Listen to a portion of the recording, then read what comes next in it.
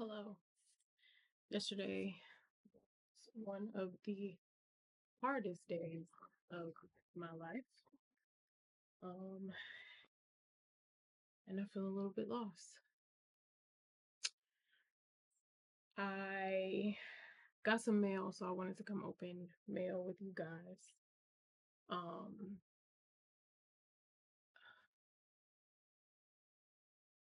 it's so quiet in here. I feel like a failure because I did not post a vlog yesterday or today, and I'm not gonna post one tomorrow. When you guys see this, it'll be Thursday. Because I made a promise to myself, but I guess also I have promised to take better care of myself, and taking a break is keeping that promise. Um, it's so quiet in here. It's so quiet, and that is like wreaking havoc. But we'll talk about what happened to the boy in a second. Um, First up, I got book mail. Don't know what this is, but we shall see. It feels like a hardcover.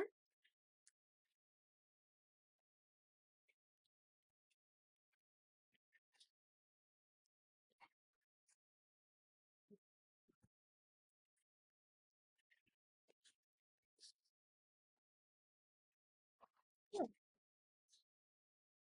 Wandering Queen, a novel of Dido.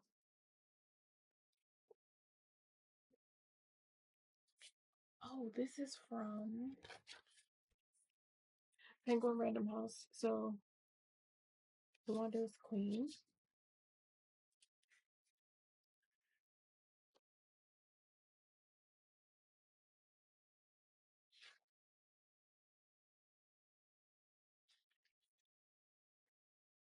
This seems like a Greek retelling, like a myth retelling.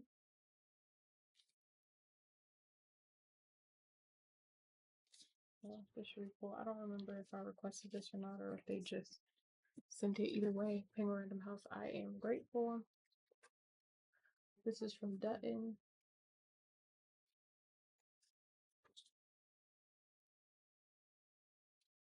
Oh, this book comes out February 10th. So it says, we're excited to send you this early copy of The Wandering Queen by Claire Haywood. Forced out of her palace home, Alyssa resolves to forge her own path. When she leads her followers on an epic journey in search of a new home in a faraway land, she earns herself a name that will echo through millennia. Dido the Wanderer. Okay.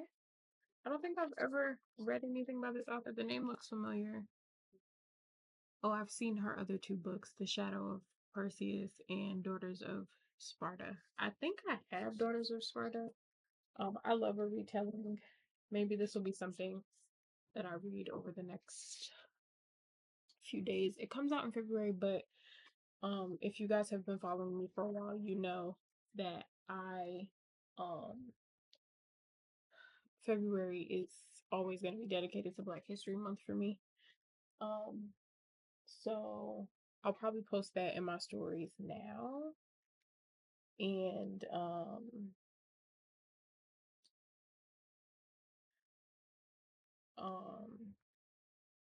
maybe do a review for it in March. Because that is not by a Black author. This package, um, get friends that are thoughtful and kind. Um, my friend Sarah, Annotate with Sarah, you guys have heard me and Jess talk about her time and time again. She is not only a like phenomenal reader, but also just a wonderfully kind friend. Um, I have put out a search for some specific Girl Scout cookies that are not sold on this side of the country, and my friend got me some lemonade, and the timing was absolutely perfect. Um, Absolutely perfect because um I need this right now. And her letters feast and feast that. So everything that happened, and if I have some, I'll look through the footage that I have. If I have any clips, I'll kind of add them while I'm talking. Um, Everything started on Friday. So he you guys know from my videos, like Gunner is a was a very he had a lot of personality that never lacked um in my dog. He was always putting his nose in something, like his face was very expressive. That was his personality. Um, just Thursday, I was fussing at him about something. I was always fussing at him in the vlogs. You guys saw that. Um, Friday, his temperament seemed off, and um, couldn't figure out what it was. Mom and I both were like working from the living room that day, because he just seemed off. But like he was walking fine, he was still eating, he was drinking his food, drinking water, eating his food, eating his snacks and stuff. And he was still like showing his personality. Um Saturday, I had to kind of like coerce him to get up to go for his walk. Um which I didn't think much of it because since mom's surgery, he and I keep like a little bit of a later schedule than what he and mom would keep. And um so it was just, I'm like, all right, buddy, come on. And it was cold. Got him outside. He was okay. Later that day, like, he was struggling to kind of get up on his own a little bit. But again, like, it wasn't, I don't know, like, his temperament was fine. Like, I don't know, he was a little off, but it wasn't anything super alarming. And I said to mom, I was like, my fear is that we're going to take him to the vet and they're going to say, oh, his paws are inflamed because of allergies, which is a thing for him. So gave him some Benadryl. And I was like, let's wait it out. And mom thought that that was a good idea as well. Sunday rolls around, and this was happening Saturday night too. I had to use his harness. I don't even know where it is right now.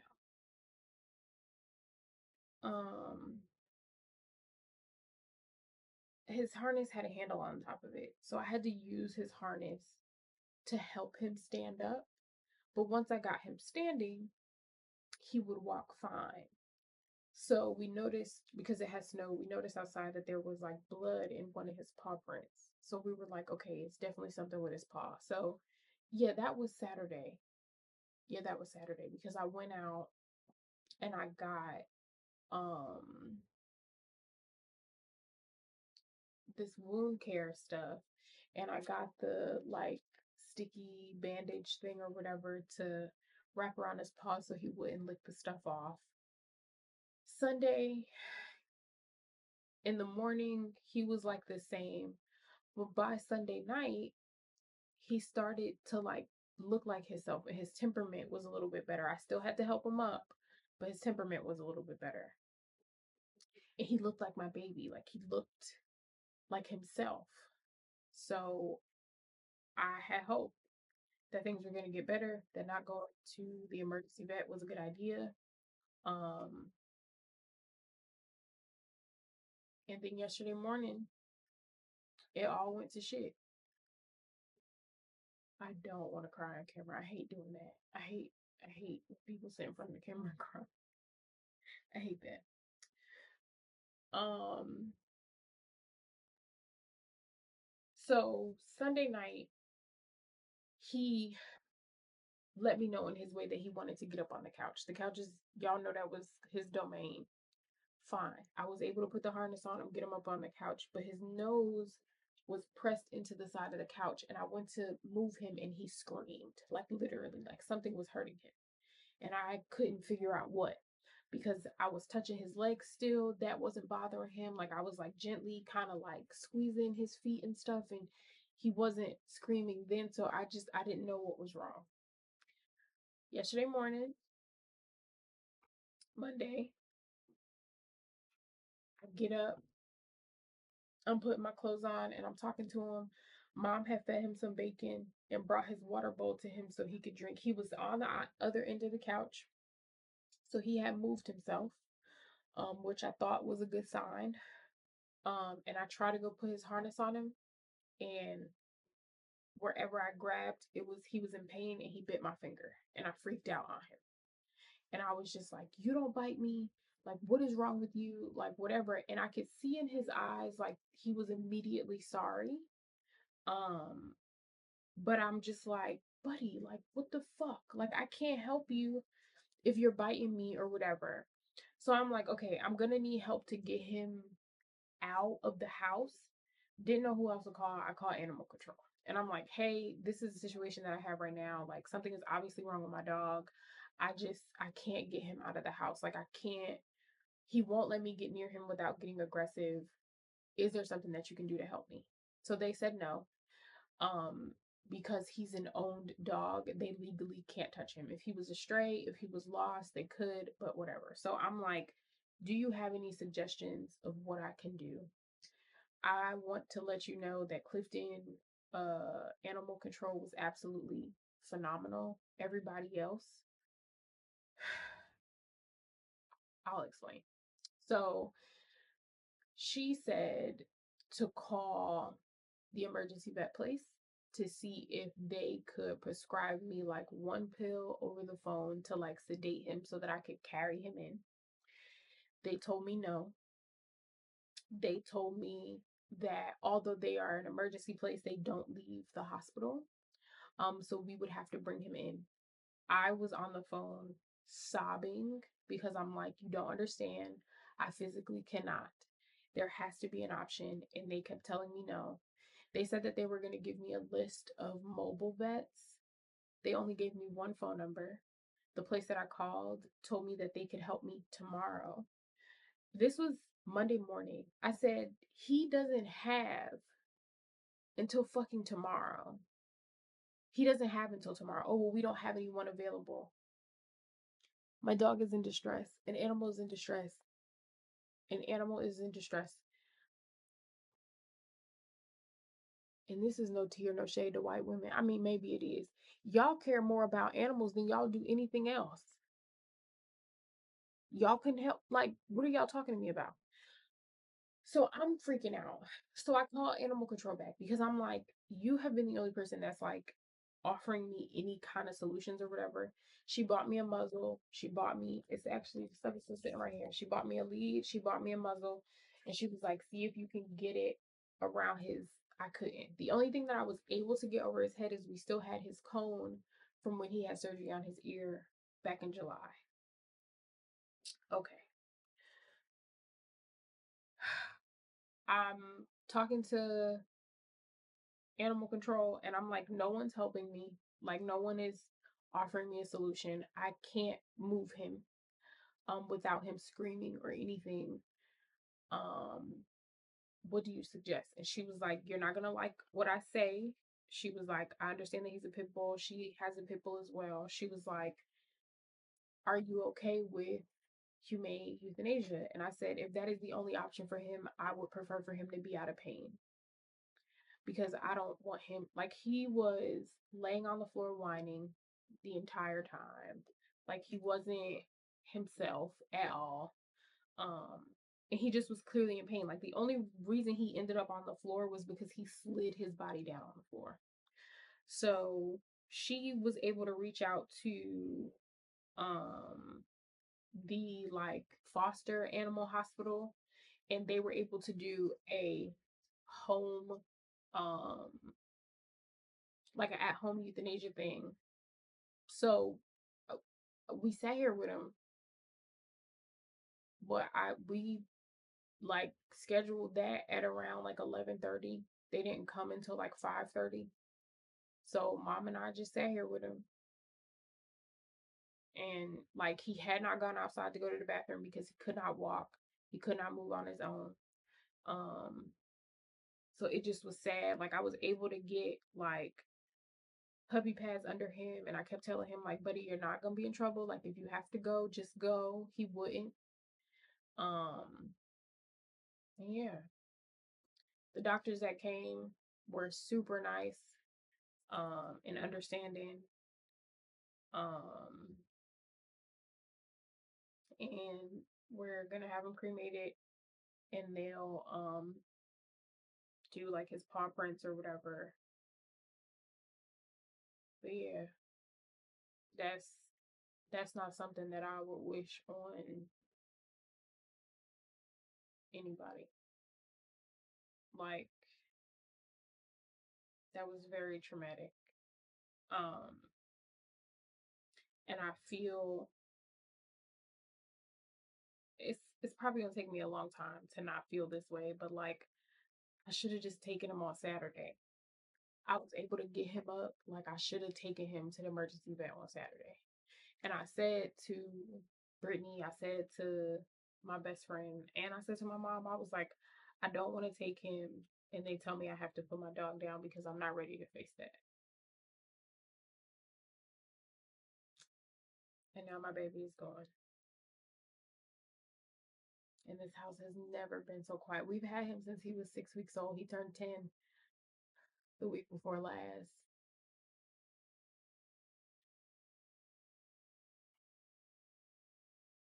But like I've lost so much in such a short span of time. Like I'm already grieving my dad.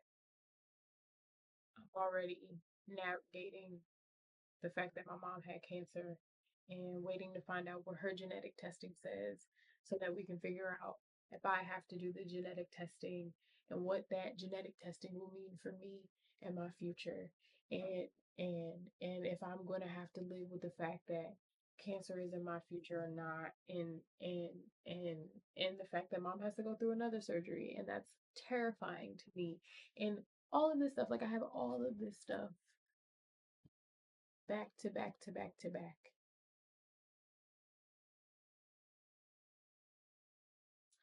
I feel useless. I feel like I don't have anything to contribute to the world but complaints about my life. Um, I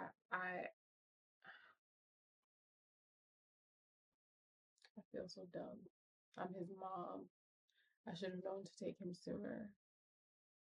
But I was thinking about myself and my own feelings and not what he was possibly going through. When they were here, the vet said that like his stomach was so extended because it was full of blood. And his veins were collapsing. They couldn't even find a good vein.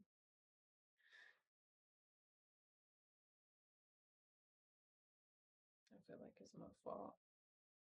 Like I could have fought harder for him, or I could have tried other things, or I should have just let him bite me again so that I could have got him somewhere. I just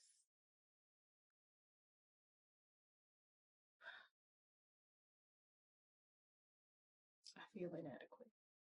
And then like I had to reschedule the podcast because I was supposed to have finished reading a book by so that we could discuss it tomorrow, and I just knew that I wasn't going to be able to do that, and I felt bad having I called Jess while I was in the middle of crying, and I felt bad about that. And then like my best friend came, and she is like the greatest friend I've ever had in my life. And I said to her this morning, I was like, I don't know how to thank you enough. I don't know how to thank you enough. I'm like, you shouldn't have to come and hold me and my mother up in all these hard times. It shouldn't be this way. But it is.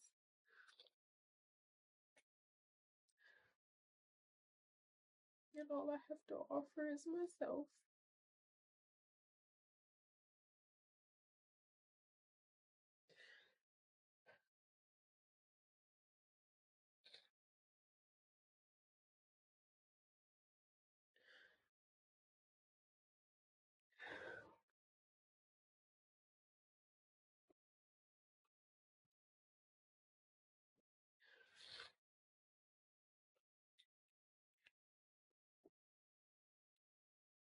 I don't know what's next.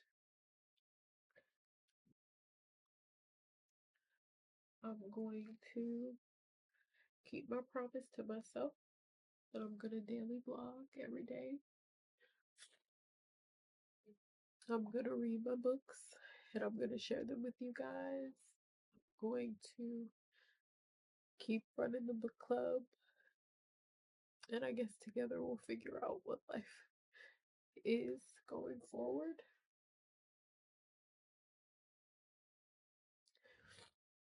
The positive side of me says that although I'm gonna miss my baby dearly, that this is opening up space, that there were things that I wouldn't allow myself to do or wouldn't even dream of because Gunnar didn't really like to stay with nobody. I didn't like leaving him for too long and all of that. So it's it's a blessing in disguise, although it hurts. Um, my spiritual side says I've gained another guide through this life. My spiritual side says that everything is for a reason, even when you don't understand in the moment. So we push forward. We still move, even when I don't know how. We get up and we still move.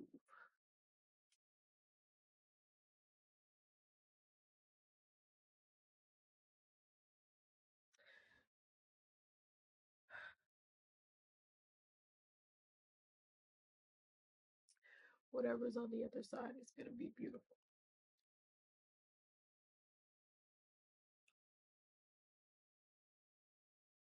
It has to be. So, that is the story of my baby and his passing.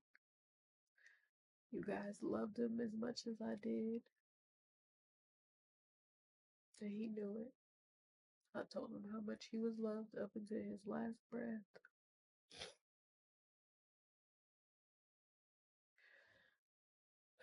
So, I'll end this vlog here, and I'll see y'all tomorrow.